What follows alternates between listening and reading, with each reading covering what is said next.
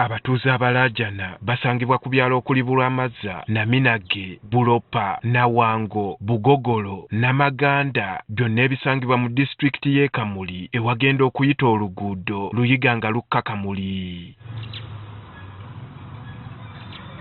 Abatuuze bano bategeezezza nga bwe baabalibwa ne balindirira okusasulwa wabula balaba bibaluwa ebibalagira okwamuka amaka gaabwe bunnambiro wabula nga tebannasasulwa.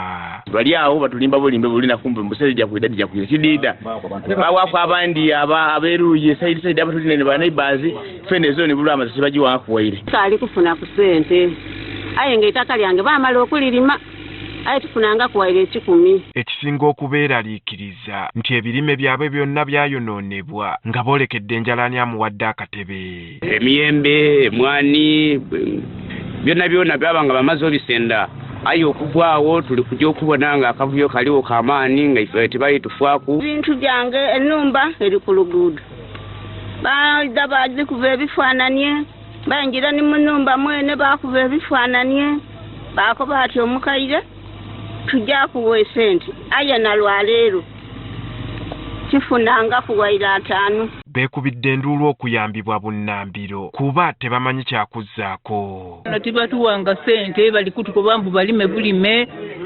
emyaka enaku 5 me batuwe sente ffe twakala tuyidda kwekalakaasa tukube bwa byuma ebyo binaalima ati kayindogeeru baati baamala otubala baana ife bazimbye amayumba aye ife ezira tetuli kubona kuwaire kale tuli wano tuli kwenda gavumenti aide etola amaiso gona egalingirize ku luguudo olulikolebwa okuva ewa Lugogo paka Budumbula. Abamu ku bannaabwe abaasasulwa wadde nga balina essanyu ly'okuliyirirwa beebuuza lwaki ate gavumenti ekandaaliridde okusasula bannaabwe.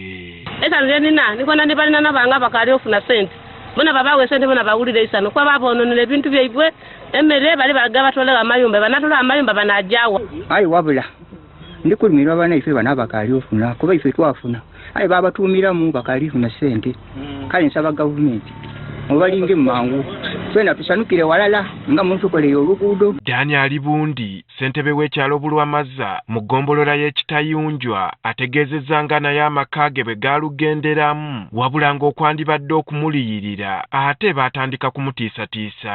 Amaka gange gombi amaka gange ne abantu 15 bali mu nnumba aza amayumba gange bagatwala abakudanga basibaana emotoka batusatiisa abaana bange n'abantu bange mukazi wange tulakutuwa sente batukubaido batubaduzi. Ono ategeezezza nga ku kyalo kye kwokka abatuuze be abasukka mu 7 ne gye buli kati bakanze kulinda kuliyirirwa nga buteerere. Ayi nga bagabira ku abandi sente batutuumamu bagabira abandi batuumawo bagabira abandi sente w'ekikumi owa 5 emeka yinze tibatuwanga sente mu zooni yange. Aladdisi w'e Kamuli Rose Birungi akakasizza okwemulugunya kw'abatuuze bano n'ategeeza nga bwe bayogerezeganya n'abatuuze omulimu gw'okukola oluguudo gutandike nga bwe baliyirirwa mpola mpola wabula nga we bituuse abamu ku batuuze basobeddwa ewaka ne mu kibira. Enteekateeka yaliwo ey'okwogerezeganya n'abantu abo okukkiriza oluguudo lutandike okukolebwa nga neteekateeka y'obbasasula egenda maaso.